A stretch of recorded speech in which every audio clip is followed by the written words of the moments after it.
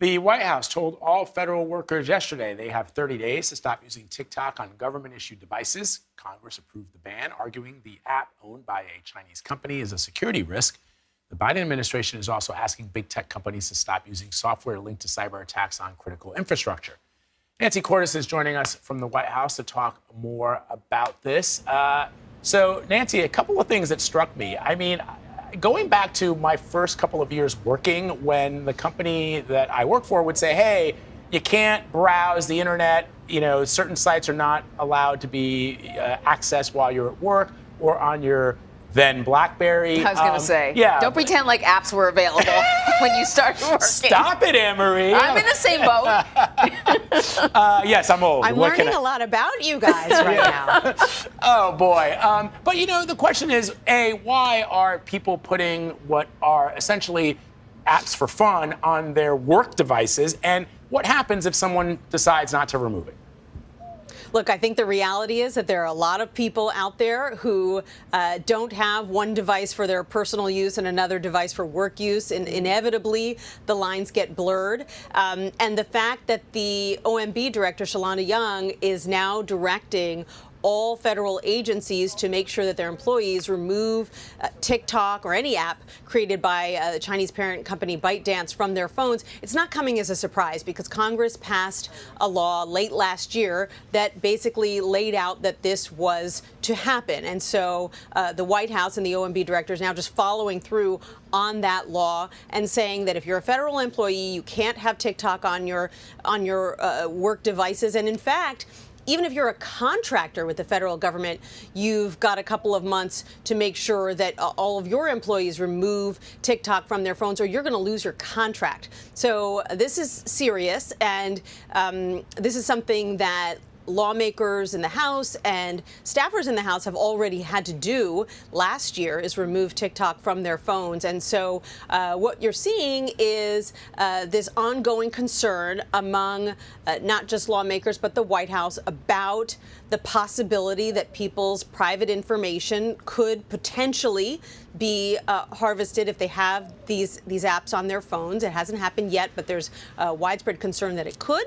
And so the White House is now following through to make sure federal employees don't have the app at all. So we're talking about federal devices here, but there are other lawmakers that want to go even further.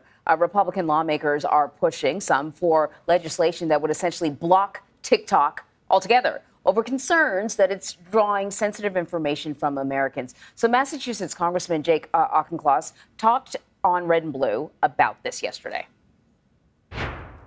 I'm actually reviewing that legislation tonight. It has just emerged recently, and I want to do my due diligence.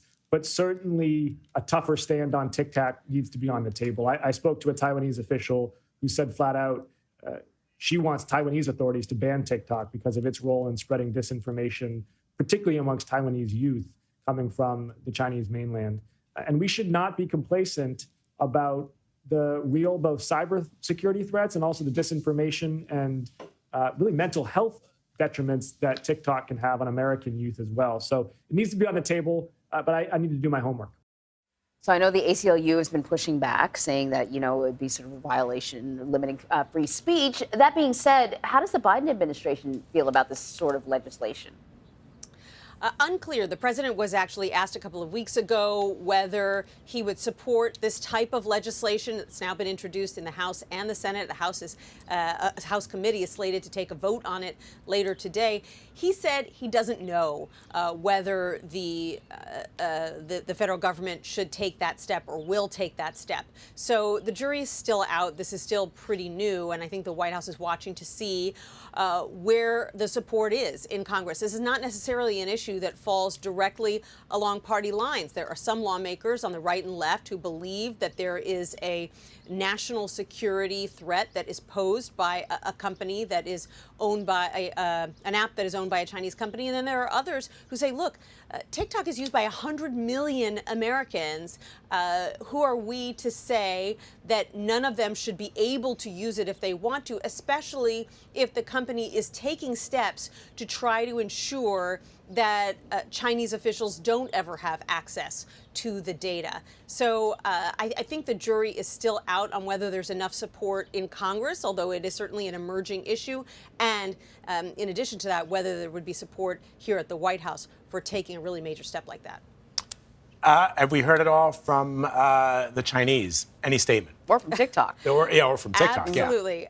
You know, the Chinese are furious. They are calling this new move by OMB to strip TikTok from federal workers' phones an abuse of national power. They say it scapegoats China and it's suppressing enterprise in other countries. So they're basically framing it as unfair competition by the U.S. They're furious, and of course they argue that they would never try to harvest information belonging to Americans. But unfortunately, there's just too much recent history of Chinese cyber attacks taking place in the private sector that have lawmakers and the White House worried. So this is going to continue to be an issue. Nancy Cordes, thank you very much. You're welcome.